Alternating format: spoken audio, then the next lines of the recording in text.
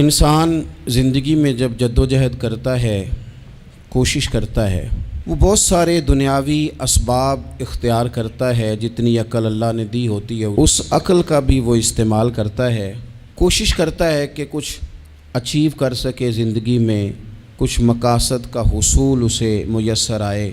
عزیز بھائیوں، ایک بات اپنے ذہن میں اچھی طرح بٹھا لیں اور لکھ لیں کہ زندگی میں جو کسی بندے کو کامیابی حاصل ہوتی ہے وہ رب تعالیٰ کی مدد سے حاصل ہوتی ہے۔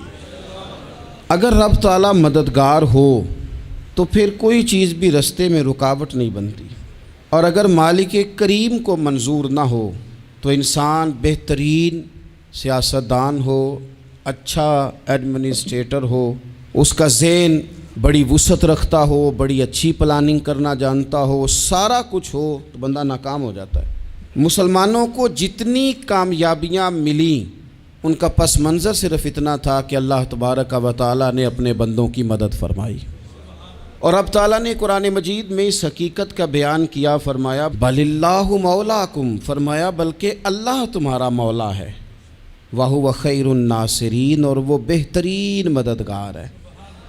وہ جو رب تمہارا مولا ہے وہ بہترین مددگار ہے، اور اگر وہ مدد کرے تمہاری، سورہ آل عمران میں آگے جا کے ارشاد فرمایا اگر اللہ مدد کرے تو پھر تم پر کوئی غالب نہیں آ سکتا، اور اگر وہ تمہاری مدد چھوڑ دے تو پھر کوئی تمہاری مدد کر سکتا، کوئی مدد نہیں کر سکتا۔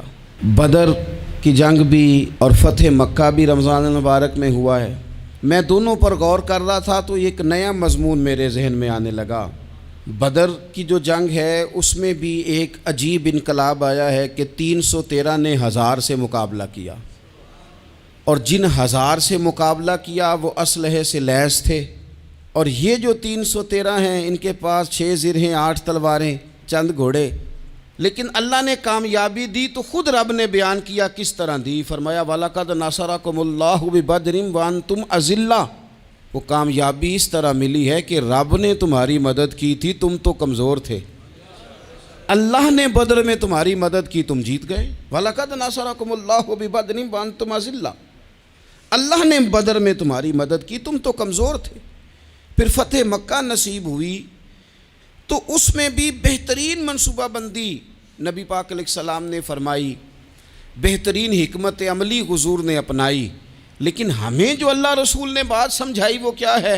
اذا جاء نصر اللہ والفتح، فرمایا جب اللہ کی مدد آئی اور فتح نصیب ہو گئی۔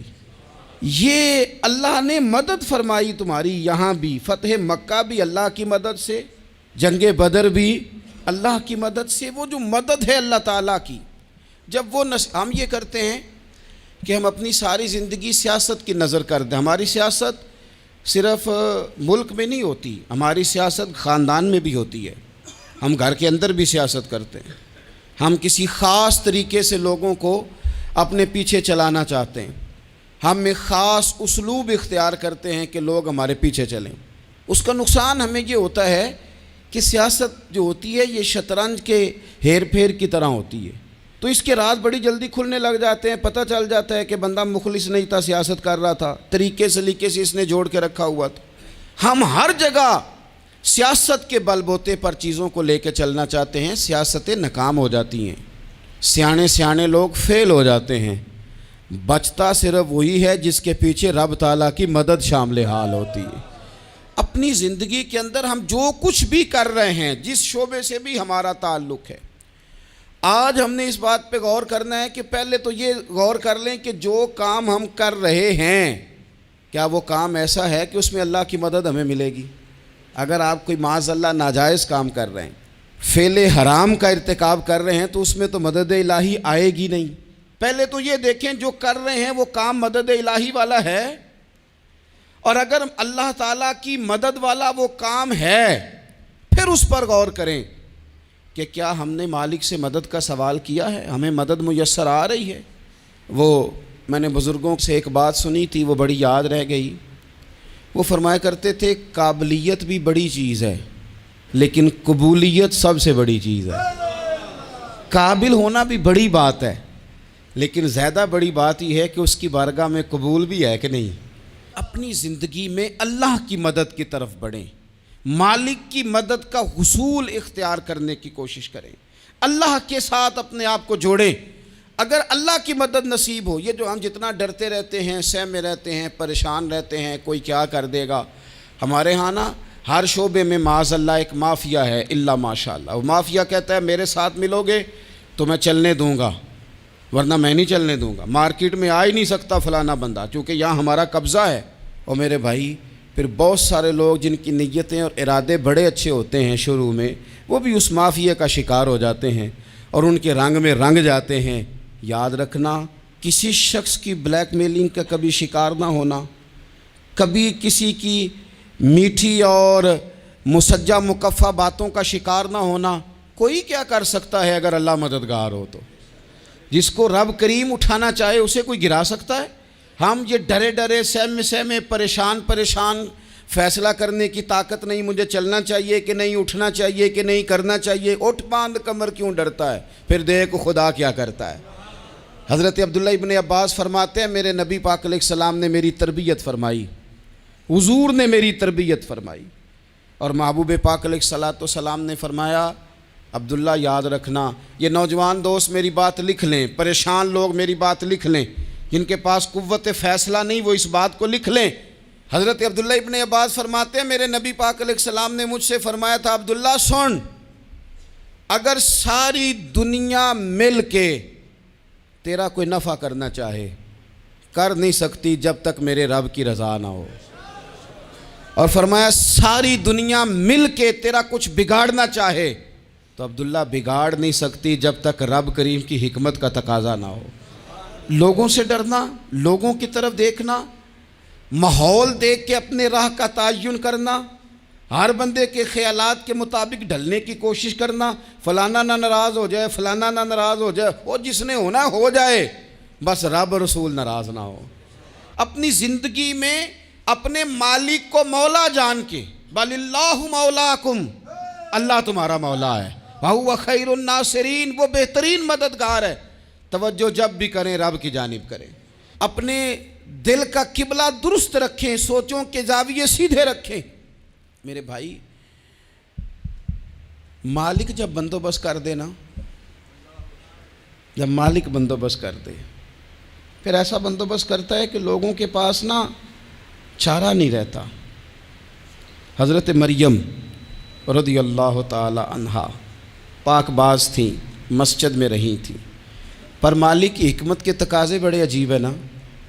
پھر جناب مریم کو اللہ تعالیٰ نے بغیر شوہر کے اولاد عطا کر دی۔ یہ بات ہی ایسی تھی، وہ کسی نے کہا تھا کہ مخلوق تو فنکار ہے اس درجہ کے پل بھر میں، سنگے در کعبہ سے بھی اصنام تراشے، تم کون ہو کیا چیز ہے داغ کبابی، لوگوں نے تو مریم پہ بھی الزام تراشے۔ تو لوگوں نے کہا کدھر سے لے آئی بچہ، تیرا باپ تو ایسا نہیں تھا، کہاں سے لے آئی؟ اللہ کرے میں آپ کو سمجھا سکوں، ذرا اپنے آپ کو وہاں کھڑا کریں کہ ایک پاک باز عورت، پاک باپ کی بیٹی، طیب ماں کی بیٹی، اور اللہ کے گھر میں پرورش پانے والی خاتون، ایک وہ وقت اور ایک یہ وقت کہ اس عورت کو کٹہرے میں کھڑا کر کے پوچھا جا رہا ہے کہ معاذ اللہ تیری گود میں بچہ جائز نہیں ہے، کہاں سے لائی ہے؟ اب خود سے صفائیاں بندہ کتنی کو دے، کتنی کو وضاحتیں کرے۔ اور میں نے تو اپنی زندگی میں دیکھا ہے زیادہ وضاحت دینے والے کو بھی لوگ جھوٹا سمجھنے لگ جاتے ہیں، زیادہ وضاحت دینے پر بھی لوگ کمزوری کا اظہار سمجھتے ہیں کہ کمزور پڑ گیا۔ آپ صلح کی کوشش کرتے ہیں، سامنے والا بزدل سمجھ لیتا ہے، زیادہ وضاحتیں بھی کمزور کر دیتی ہیں۔ اب حضرت مریم کو کٹہرے میں کھڑا کر کے کہا بچہ کس کا ہے؟ تو پھر خدا بندوبست جب کرے، اللہ جب مددگار ہو، تو پھر حضرت مریم کی گواہی درختوں سے نہیں دلوائی، اس نے پتوں سے نہیں دلوائی، پھر فرشتے نہیں بھیجے۔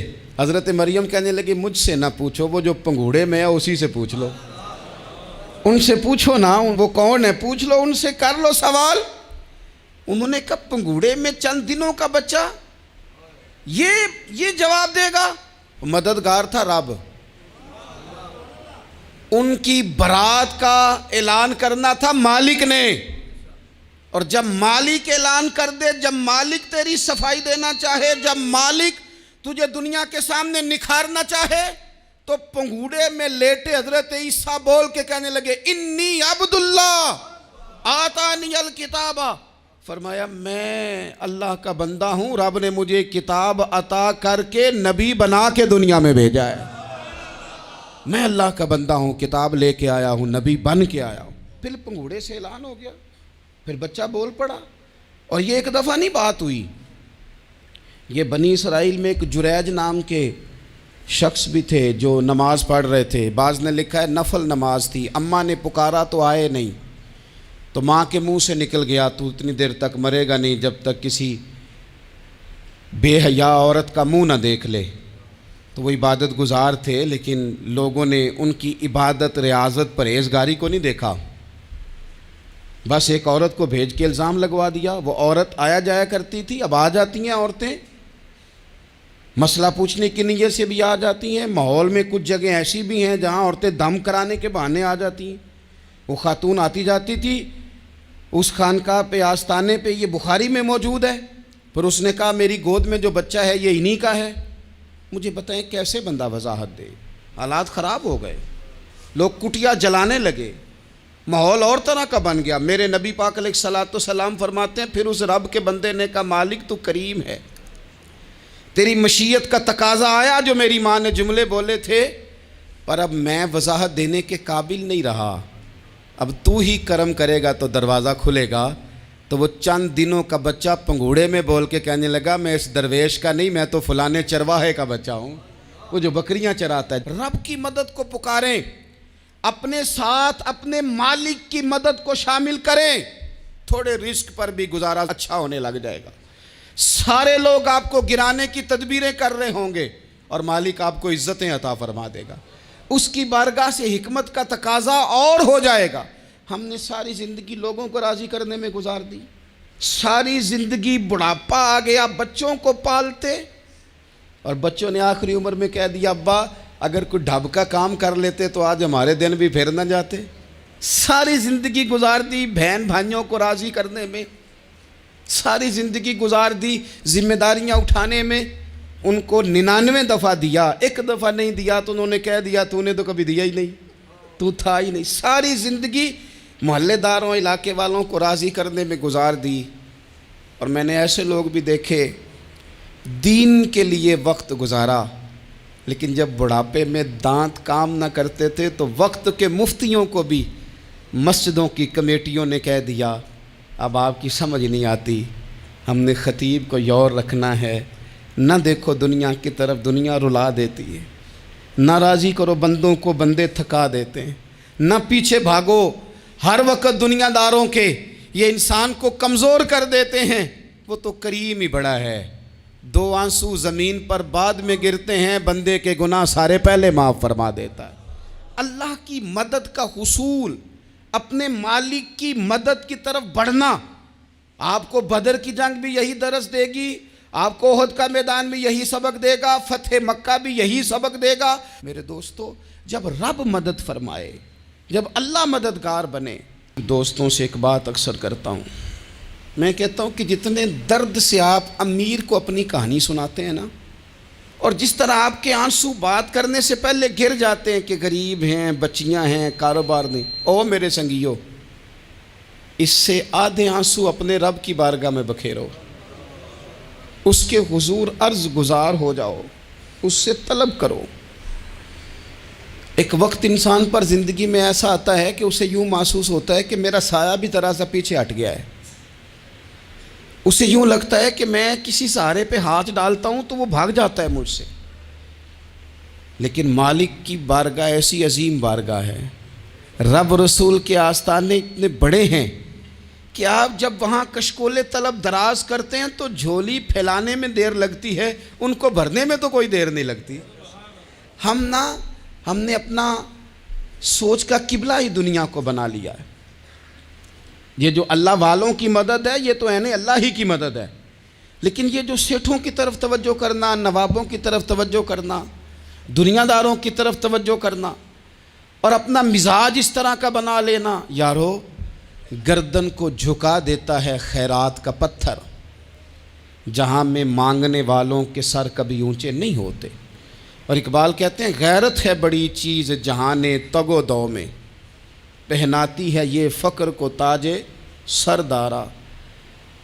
میں عرض کروں گا کہ اپنی آپ جب توجہ کا قبلہ اللہ رسول کو بنائیں گے تو رب فرماتے ہیں وَيَرْزُقْهُ مِنْ حَيْثُ لَا يَحْتَسِبُ، میں نہ تجھے وہاں سے رزق دوں گا جہاں سے کبھی تیرا گمان بھی نہیں کیا ہوگا، یہاں سے بھی مل سکتا ہے، تو نے سوچا بھی نہیں ہوگا۔ بخاری شریف میں حدیث ہے، حضرت جابر ابن عبداللہ فرماتے ہیں نبی پاک صلی اللہ علیہ وسلم نے 300 لوگوں کا ایک لشکر روانہ کیا کسی مہم کے لیے، کسی جہاد کے لیے۔ حضرت ابو عبیدہ بن جراح رضی اللہ تعالیٰ عنہ امیر لشکر تھے۔ فرماتے ہیں غربت اتنی زیادہ تھی، بھوک اتنی زیادہ تھی کہ ایک ایک کھجور دن میں ایک وقت کھانے کو ملتی تھی، اور کچھ دن ایسے آئے کہ اب کھجور بھی نہیں مل رہی۔ فرماتے ہیں اتنی زیادہ بھوک لگی مجاہدین کو 300 بندہ پتے کھا کے گزارا ہونے لگ گیا۔ یہ بخاری میں موجود ہے۔ آپ فرماتے ہیں کہ دریا کے کنارے ہمارا پڑاؤ تھا، ٹھہراؤ تھا، جب بھوک سے نڈھال ہو گئے نا، وَيَرْزُقْهُ مِنْ حَيْثُ لَا يَحْتَسِبُ، اللہ وہاں سے روزی دیتا ہے، گمان بھی نہیں ہوتا۔ فرماتے ہیں ایک مچھلی اللہ تعالیٰ نے دریا کے کنارے بھیجی، فرماتے ہیں وہ تھی تو مچھلی پر پہاڑ جتنی تھی۔ بخاری میں لفظ ہیں، حضرت جابر ابن عبداللہ رضی اللہ تعالیٰ عنہ فرماتے ہیں 300 آدمی 18 دن تک اس مچھلی کو کھاتے رہے، مچھلی ختم ہی نہیں ہوئی۔ مچھلیاں نہیں، مچھلی کہتے ہیں 18 دن 300 بندہ کھاتا رہا، مچھلی ختم ہی نہیں ہوئی۔ اور فرماتے ہیں کہ اس کی ہڈی نکال کے، کانٹا کہیں گے آپ اپنی زبان میں، کہتے ہیں وہ نکال کے نا تو اس کو کھڑا کیا نا جب، تو اونٹ کجاوے سمیت اس کے بیچ سے گزر جاتا تھا، 2 اس کے کانٹے جوڑے۔ فرماتے ہیں وہ اس کا گوشت ہم کھاتے تھے اور اس کی چربی بطور تیل کے ہم جسموں پہ ملتے تھے، بیماروں کو اس سے سکون آتا تھا، تندرستی شفا ہوتی تھی۔ فرماتے ہیں ہم کھایا بھی ہم نے، اور کچھ لے کے ہم مدینے بھی گئے، اور قربان جائیں نبی پاک نے بھی اس میں سے کھایا۔ ہم نے عرض کی حضور یہ معمہ کیا ہے، یہ ماجرا کیا ہے؟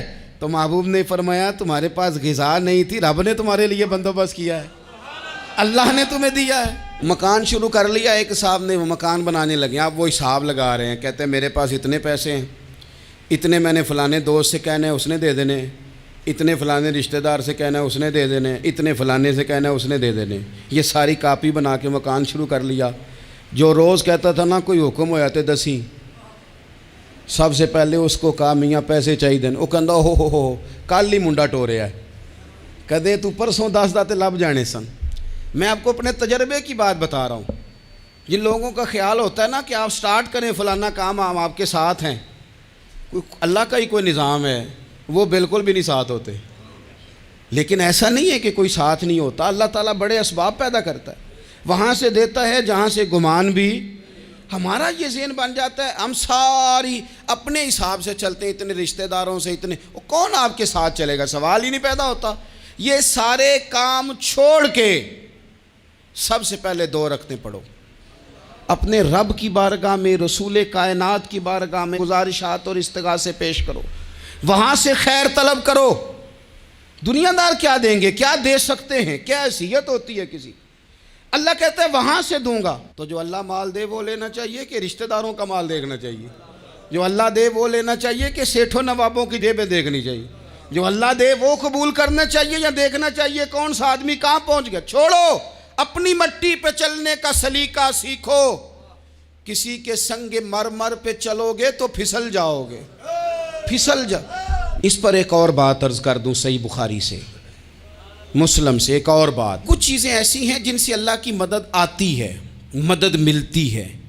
ایک چیز ان میں سے ایسی ہے جس سے بہت مدد نازل ہوتی، وہ ہے کہ جب رب آپ کو دے نا تو پھر آپ بھی اس کے رستے میں دیں، پھر مدد آتی ہے، پھر اور آتا ہے۔ بخاری مسلم میں حدیث ہے، یہ زیادہ ہی توجہ طلب امر ہے، اس پر آپ غور کریں گے۔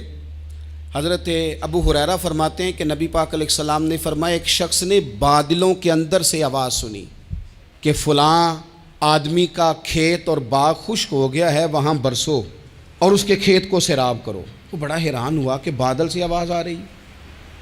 پھر اس نے دیکھا کہ ایک پہاڑی پر بارش ہوئی، وہ بادل وہاں برسا، پھر نالیوں سے ہوتا ہوا پانی ایک طرف چلا تو جس نے آواز سنی تھی حضور بیان کر رہے ہیں، وہ بھی پیچھے پیچھے چلا کہ پانی کدھر جا رہا ہے۔ اس نے جا کے دیکھا کہ ایک مقام پہ ایک باغ کو وہ پانی لگ رہا ہے اور ایک آدمی وہ پانی لگا رہا ہے۔ اس نے اس سے پوچھا تیرا نام کیا ہے؟ اس نے کہا کیوں؟ کہنے لگا بتا نا۔ اس نے نام بتایا تو کہنے لگا یہی تو وہ نام ہے جو میں نے بادلوں کے اندر سے سنا ہے کہ فلاں کے کھیت کو پانی دے دو۔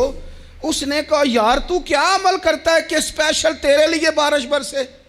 یہ بخاری پڑھ رہا ہوں، سیاستہ سے حدیث عرض کر رہا ہوں۔ اس سے پوچھا تو کیا کام کرتا ہے کہ جناب اللہ تبارک و تعالیٰ کا حکم کرم آیا کہ خاص تیرے لیے پانی برسے اور تیرے کھیت کو سیراب کرے؟ تو اس نے کہا چھوٹا ذمہ دار ہوں، پر جب فصل اگتی ہے تو 3 حصے کرتا ہوں، ایک حصہ اپنے بال بچوں پہ بہن بھائیوں پہ خرچ کرتا ہوں، ایک حصہ پورا، اور ایک حصہ دوبارہ کاشتکاری پہ لگاتا ہوں، اور تیسرا حصہ خالص میں نے مسکینوں، یتیموں اور غریبوں کے لیے رکھا ہوا ہے۔ وہ جو تیسرا حصہ اللہ کرے آپ سمجھیں، وہ رب کے بندوں پہ تیسرا حصہ خرچ کرتا ہے نا، تو کریم مالک نے فرمایا جہاں سے غریب کا حصہ جاتا ہے وہ کھیت خشک نہیں رہنا چاہیے، وہ جہاں سے مسکین روٹی کھاتے ہیں وہ خشک نہ رہے، جہاں سے یتیموں کو کچھ آتا ہے کہیں اس کی فصل رہ نہ جائے۔ میں اور آپ بھی اگر اپنے مال میں مسکینوں، یتیموں، غریبوں کے حصے رکھ لیں گے تو فصلیں خشک نہیں رہیں گی، ان کے اندر تازگی آئے گی، نور آئے گا، کرم آئے گا، خاص کر خدا کی رحمت برسے گی۔ مدد اللہ سے چاہیں، اپنی توجہات کا مرکز رب رسول کی ذات کو بنائیں، پھر آپ محسوس کریں گے کہ بڑی جلدی اللہ تعالیٰ کی مدد آنے لگی ہے۔ کبھی آپ صرف کہہ دیں نا میرا رب میرے ساتھ ہے، اس لفظ میں اتنی طاقت ہے کہ دشمن ویسے زیر ہو جاتا ہے۔ زندگی میں کسی سے بھی لڑائی ہو تو اچھی طرح سوچ لیں کہ اللہ اس طرف ہے یا اس طرف ہے۔ اگر آپ زیادتی پہ ہیں تو پھر رب مظلوم کی جانب ہے۔ اگر اللہ کی مدد آپ کے ساتھ ہے تو دنیا کی کوئی طاقت آپ کو گرا نہیں سکتی، اور اگر آپ مظلوم کے مقابلے میں ظالم بن کے آپ کھڑے ہو گئے ہیں اور آپ نے رویہ وہ اختیار کیا ہے کہ جس میں مدد نہیں آئے گی، تو پھر یاد رکھ لیں کہ آپ کوئی بھی ہیں، کہاں بھی ہیں، آپ کمزور ہیں۔ طاقتور تھے ابتدائے اسلام میں، ظاہری طاقت تھی کفار مکہ کے پاس، وہ ڈنڈوں سے مارتے تھے غریبوں کو، ان کے ہاتھوں میں ڈنڈے تھے، پر خدائی طاقت ان مظلوموں کے ساتھ تھی۔ صاحب زرقانی نے لکھا ہے حضرت زنیرہ رضی اللہ تعالیٰ عنہ ایک لونڈی ہیں، غریب ہیں، ماڑے دا کی کام محمد نس جانا یا رونا، غریب سادی بی بی اور لونڈی کنیزہ، ایک مشرک کی کنیزہ تھی، انہوں نے کلمہ پڑھ لیا، وہ ڈنڈوں سے مارتا، دروں سے مارتا، تکلیف دیتا۔ حضرت زنیرہ رضی اللہ تعالیٰ عنہ کو اتنا مارا، اتنا مارا۔ اب آپ ایک اور پہلو پر بھی غور کریں، مار بھی پڑ رہی ہے پر خدا ادھر ہی ہے، اللہ کی مدد ادھر ہی ہے۔ رب کہتا ہے کہ پہلے تو صبر کرنا، ان اللہ مع الصابرین، تو صبر کرے گا تو پھر رب کی معیت ملے گی، ذرا ٹھہرنا، تو تھوڑا ڈٹنا۔ ان الذین قالوا ربنا اللہ ثم استقاموا تتنزل علیہم الملائکہ، تو کہے اللہ میرا رب ہے، پھر تو پہلے ڈٹ، پہلے تو نے ڈٹنا ہے۔ ثم استقاموا، جو ڈٹ گیا، تتنزل علیہم الملائکہ، ڈٹنے والے کے لیے مدد آتی، پہلے تھوڑا ٹھہرنا پڑتا ہے، پہلے تھوڑا صبر کرنا پڑتا ہے، حوصلہ کرنا پڑتا ہے، اس کے بعد مدد آتی۔ مار پڑ رہی ہے، مارا جا رہا ہے حضرت زنیرہ کو، ان کا مالک جو ہے ظاہری آقا وہ مار رہا ہے، یہ کنیزہ ہے، اتنا مارا اتنا مارا، ان کی بینائی چلی گئی، نظر آنا بند ہو گیا۔ ابو جہل آیا اور کہنے لگا زنیرہ دیکھا نا ہمارے بت تیری آنکھیں لے گئے، معاذ اللہ، لات و منات ہمارے بتوں نے تجھے اندھا کر دیا۔ اب ایسا نہیں ہے کہ بی بی روتی جا رہی ہے، روتی جا رہی ہے، مایوسی مایوسی، معاذ اللہ، پریشانی، غریبی بڑی ہے، پوچھنے والا کوئی نہیں، یہ باتیں نہیں۔ کیا جملے ہیں خاتون کے، کیا لفظ ہیں۔ ابو جہل نے تنزیہ کہا، معاذ اللہ، کہنے لگا دیکھا نا ہمارے بتوں نے تجھے اندھا کر دیا۔ تو جناب زنیرہ آنکھوں کی بینائی گئی ہے، رات کو گئی ہے، دکھ ابھی تازہ ہے، لیکن اللہ پہ جو توکل ہے، اپنے مالک سے جو رشتہ ہے، وہ اتنا مضبوط ہے، اتنا طاقتور ہے، اس میں اتنی گہرائی ہے کہ حضرت زنیرہ بول کے نا اتنی قوت سے بولی، اتنی طاقت سے بولی کہ پورے کفر پر لرزہ طاری ہو گیا۔ فرمانے لگی تمہارے بتوں کی کیا اوقات ہے کہ وہ میری بینائی لے جائیں؟ یہ میری رب کی حکمت کا تقاضا ہے۔ جب تک اس نے چاہا زنیرہ دیکھتی رہی، اور جب اس نے چاہا زنیرہ کی آنکھوں کی بینائی چلی گئی، اور اگر وہ چاہے گا نا تو بینائی واپس بھی کر دے گا۔ اگر ہو ذوق یقین پیدا تو کٹ جاتی ہیں زنجیریں، اگر وہ چاہے گا تو بینائی آ بھی جائے گی۔ حضرت زنیرہ نے رات کو یہ لفظ کہے، ابو جہل اور سارے کفار ڈر کے سن کے چلے گئے، آپ اطمینان سے آ کے بستر پہ سوئی۔ جب سویرے اٹھی تو اللہ نے آنکھوں کی روشنی واپس کر دی تھی۔ آنکھوں کی اب چھڑی پکڑی ہے، بازاروں میں گھومتی ہے، کہتی ہیں بلاؤ کدھر ہے تمہارے نعت و منات، دیکھو میرے رب نے روشنی واپس کر دی۔ آ کر میرے ساتھ ادھر آ ستمگر ہنر آزمائیں، تو تیر آزما ہم جگر آزمائیں۔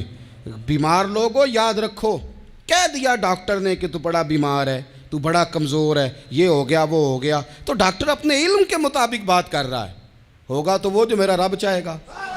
کمزور ہو جانا، پریشان ہو جانا، تکلیف میں آ جانا، پتہ نہیں بات ہو گئی ہے تو جانے کیا ہو جائے گا۔ اپنی زندگی کے اندر اپنے رب سے رشتہ مضبوط کریں، رسول کائنات سے رشتہ مضبوط کریں، اللہ والوں سے رشتہ مضبوط کریں۔